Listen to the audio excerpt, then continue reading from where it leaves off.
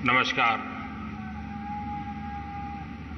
Mauritius के प्रधानमंत्री श्री प्रवीण कुमार जुगनाथ जी, world health organisation के director general doctor Tedros, Gujarat के मुख्यमंत्री श्री भूपेंद्र भाई पटेल, केंद्रीय मंत्रिमंडल के मेरे सहयोगी श्री सर्बानंद जी सोनवाल, डॉक्टर मनसुख मांडविया, डॉक्टर मुझपरा महेंद्र भाई, यहां उपस्थित अन्य सभी महानुभाव, देवी और सज्जनों, आज हम सभी पूरी दुनिया में हेल्थ एंड वेलनेस के लिए एक बहुत बड़े आयोजन के साक्षी बन रहे हैं। मैं WHO के डायरेक्टर जनरल डॉक्टर टेड्रोस का विशेष रूप से आभारी हूं। अभी डॉक्टर टेड्रोस ने भारत की प्रशंसा में जो शब्द कहे, मैं प्रत्येक भारतीय की तरफ से उनका धन्यवाद करता हूं। और जिस प्रकार से उन्होंने गुजराती, हिंदी, अंग्रेजी एक प्रकार से त्रिवेणी का एहसास कराया है और हर भारतीय के दिल को छू लिया है, उसके लिए भी मैं विशेष रूप से उनका अभिनंदन करता हूं। डॉक्टर टेड्रोस से मेरा परिचय पुराना है और जब भी हम मिले हैं, उन्होंने भारत के गुरुओं ने उसको कैसे शिक्षा दी, वो इतने गौरव से उसका उल्लेख करते हैं और इतना प्रसन्नचित्त अपनी भावनाएं व्यक्त करते हैं। और उनका भारत के प्रति जो लगाव है, आज एक संस्थान के रूप में यहां प्रकट हो रहा है। और वो मुझे कहते हैं कि मेरा चाइल्ड है, मैं आपको दे रहा हूं, अब आपकी जिम्मेवारी है कि आपको इसका पालन पोषण करना है। मैं डॉक्टर टेड्रोस को विश्वास दिलाता हूं कि आपने जिस भरोसे से भारत को ये जिम्मेवारी दी है और जिस उत्साह और उमंग से हमारे यहां के मुख्यमंत्री भूपेंद्र भाई पटेल ने इस पूरी जिम्मेवारी को अपने कंधे पर लिया है, मुझे पूरा विश्वास है कि आपकी आशा और अपेक्षा के अनुसार हम खड़े उतरेंगे। मैं अपने अभिन्न मित्र और मॉरिशस के प्रधानमंत्री श्री जुगनाथ जी का भी आभार व्यक्त करता हूं। मेरा उनके परिवार से भी करीब 3 दशक पुराना संबंध रहा है।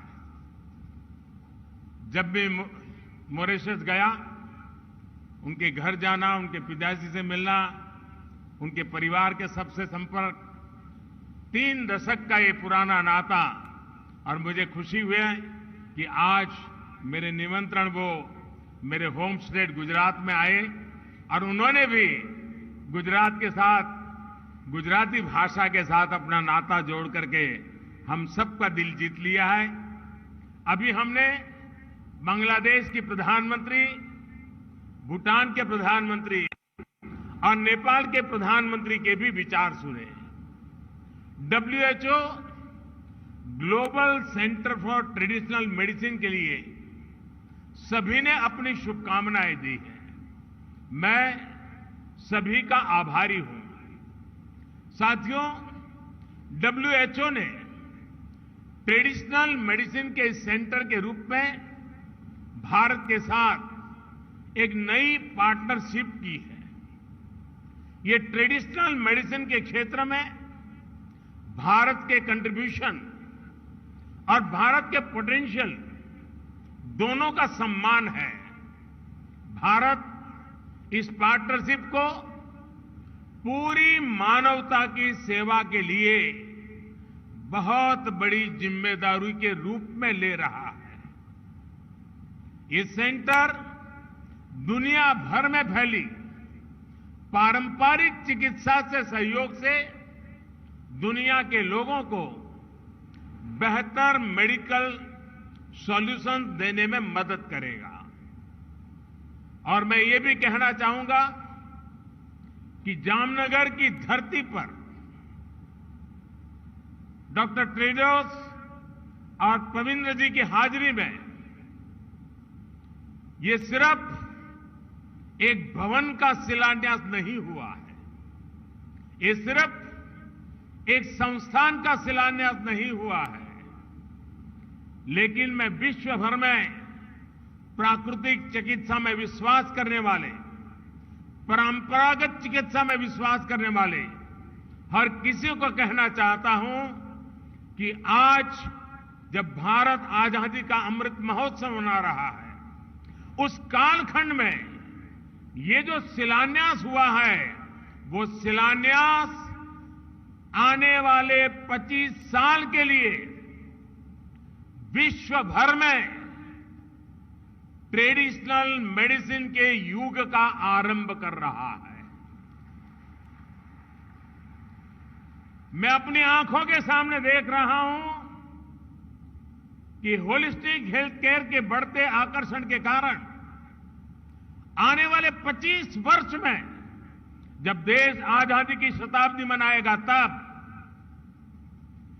ट्रेडिशनल मेडिसिन दुनिया के हर परिवार के लिए अति महत्व का केंद्र बन जाएगा। इसका ये शिलान्यास है। और आयुर्वेद में तो अमृत कलश का बड़ा महत्व है, और अमृत काल में ये कार्य का आरंभ हो रहा है। इसलिए मैं एक नए विश्वास के साथ एक दूरगामी प्रभावों का असर देख रहा हूं, और मेरे लिए व्यक्तिगत तौर पर यह बहुत सुखद है कि इस ग्लोबल सेंटर की स्थापना हमारे जामनगर में हो रही है। जामनगर का आयुर्वेद से एक विशेष रिश्ता रहा है। 5 दशक से भी ज्यादा पहले जामनगर में विश्व की पहली आयुर्वेद यूनिवर्सिटी की स्थापना हुई थी। यहां एक बेहतरीन आयुर्वेद संस्थान institute of teaching and research इन आयुर्वेदा है। अब विश्व स्वास्थ्य संगठन का ये ग्लोबल सेंटर वेलनेस के क्षेत्र में जामनगर की पहचान को वैश्विक स्तर पर नई ऊंचाई देगा। साथियों, डिसीज फ्री रहना, निरोगी रहना जीवन की सफर का एक महत्वपूर्ण हिस्सा हो सकता है, लेकिन वेलनेस ही अल्टीमेट गोल होना चाहिए। साथियों, वेलनेस का हमारा जीवन में क्या महत्व है, ये हमने कोविड पैंडेमिक के इस दौर में अनुभव किया है। इसलिए विश्व को आज हेल्थ केयर डिलीवरी के नए आयाम की तलाश है। मुझे खुशी है कि इस साल के अवर प्लेनेट अवर हेल्थ ये नारा देकर WHO ने भारत का वन अर्थ वन हेल्थ इस विजन को आगे बढ़ाया है। साथियों, हमारे यहां हजारों साल पहले रचित अथर्ववेद में कहा गया है, जीवेम शरदः शतम, यानी 100 वर्ष तक जिए। हमारी परंपरा में 100 वर्ष की आयु की कामना बहुत सहज रही है, क्योंकि तब 100 वर्ष की आयु प्राप्त करना अचंभित नहीं करता था। और इसमें बहुत बड़ी भूमिका हमारी पारंपरिक चिकित्सा पद्धतियों की होती थी। भारत की पारंपरिक चिकित्सा पद्धति सिर्फ इलाज तक सीमित नहीं रही है, बल्कि ये लाइफ की एक होलिस्टिक साइंस है। आप में से बहुत सारे लोग जानते हैं कि आयुर्वेद में हीलिंग और ट्रीटमेंट के अलावा social health, mental health, happiness, environmental health, करुणा, सहानुभूति, संवेदनशीलता और उत्पादकता सब कुछ इस अमृत कलश में शामिल है। इसलिए हमारे आयुर्वेद को जीवन के ज्ञान के रूप में समझा जाता है और हमारे यहां जितनी प्रतिष्ठा 4 वेदों की है, वैसे ही आयुर्वेद को 5वां वेद कहा जाता है। साथियों, आज आधुनिक दुनिया की जो लाइफस्टाइल है, जो नई नई बीमारियां हम देख रहे हैं, उसे पार पाने के लिए हमारी ट्रेडिशनल नॉलेज बहुत महत्वपूर्ण है। जैसे अच्छी हेल्थ का एक सीधा संबंध बैलेंस डाइट से है। हमारे पूर्वज यह मानते थे कि किसी भी रोग का आधा उपचार बैलेंस डाइट में छिपा होता है। हमारी पारंपरिक चिकित्सा पद्धतियां इन जानकारियों से भरी हुई है कि किस मौसम में क्या खाना चाहिए, क्या नहीं खाना चाहिए, और इन जानकारियों का आधार सैकड़ों वर्षों का अनुभव है, सैकड़ों वर्षों के अनुभव का संकलन है।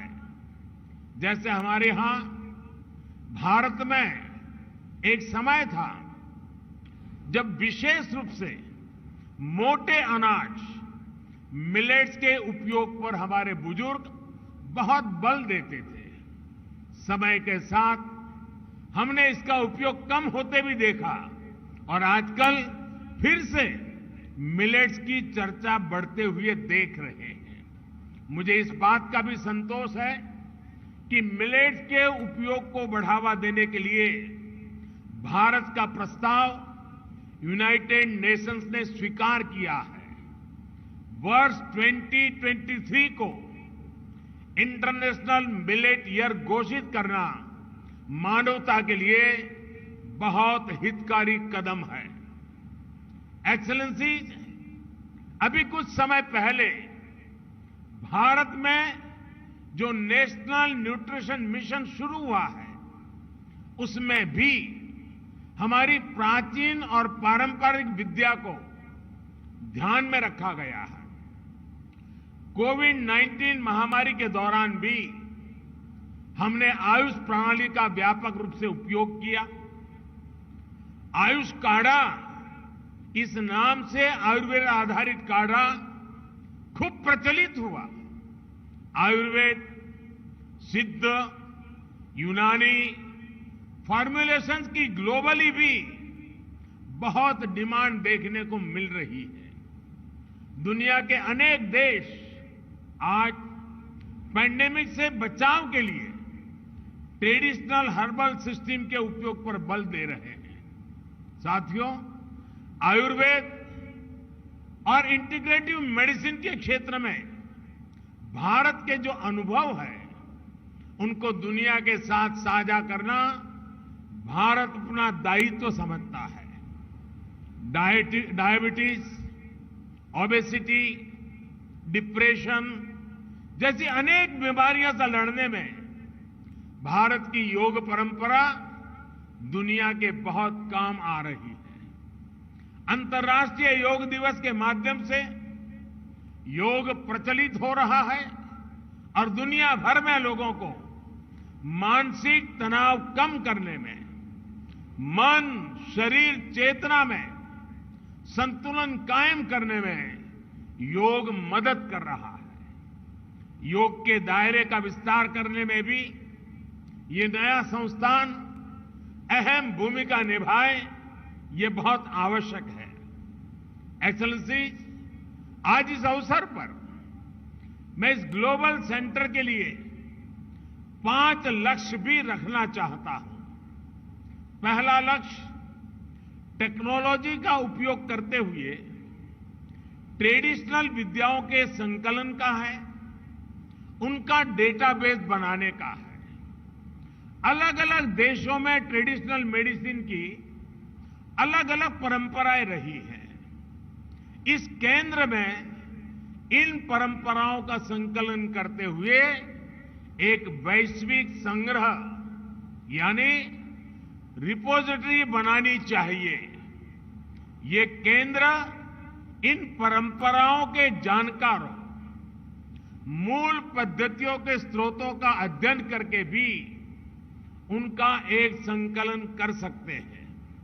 ऐसा करना इसलिए भी जरूरी है ताकि अलग अलग देशों में मौजूद पारंपरिक चिकित्सा की महत्वपूर्ण जानकारी आने वाली पीढ़ियों को मदद करती है। साथियों, जीसीटीएम को पारंपरिक औषधियों की टेस्टिंग और सर्टिफिकेशन के लिए इंटरनेशनल स्टैंडर्ड भी बनाने चाहिए।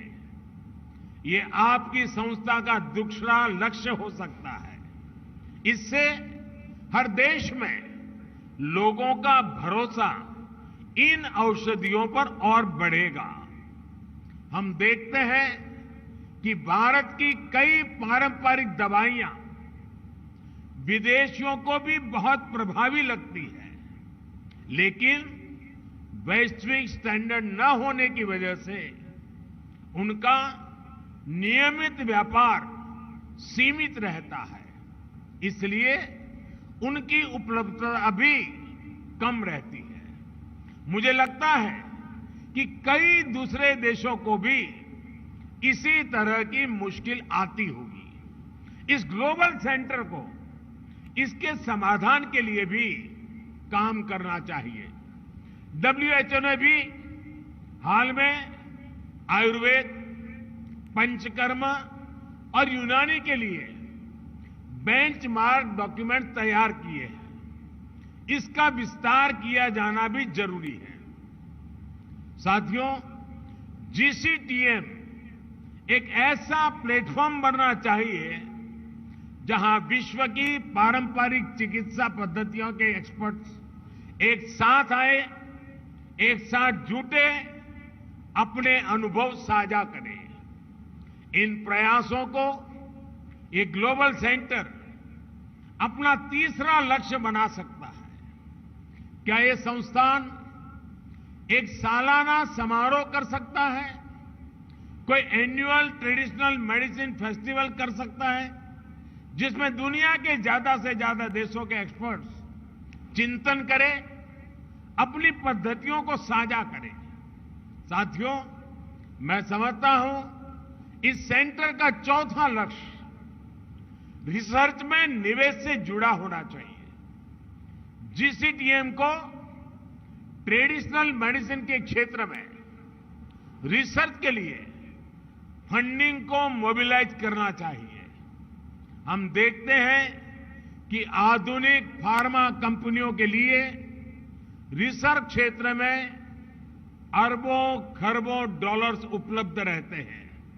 हमें उसी तरह के रिसोर्सेज ट्रेडिशनल मेडिसिन में रिसर्च के लिए भी तैयार करने चाहिए। पांचवा लक्ष्य ट्रीटमेंट प्रोटोकॉल से जुड़ा है। क्या जीसीटीएम कुछ स्पेसिफिक बीमारियों के लिए होलिस्टिक ट्रीटमेंट प्रोटोकॉल विकसित कर सकता है जिसमें मरीज को मॉडर्न और ट्रेडिशनल मेडिसिन दोनों का फायदा मिले? अपने हेल्थ केयर सिस्टम में इन प्राचीन विद्यालयों के इफेक्टिव इंटीग्रेशन से अनेक बीमारियों से लड़ने में मदद मिल सकती है। साथियों, हम भारतीय वसुधैव कुटुंबकम और सर्वे संतु निरामय इस भावना से जीने वाले लोग हैं। पूरी दुनिया एक ही परिवार है और ये पूरा परिवार हमेशा निरोगी रहे, ये हमारा दर्शन रहा है। आज WHO जीसीटीएम की स्थापना से भारत की ये परंपरा और समृद्ध हो रही है। WHO का यह केंद्र विश्व भर में लोगों का स्वास्थ्य बेहतर बनाएगा। इसी कामना के साथ मैं अपनी बात समाप्त करता हूं और मैं अब दोनों ही मेहमानों का समय निकालने के लिए, इस समारोह को ऊंचाई देने के लिए, इसका महात्म्य बढ़ाने के लिए हृदय से उनका बहुत बहुत आभार व्यक्त करता हूं। एक बार फिर आप सभी का बहुत बहुत धन्यवाद। नमस्कार।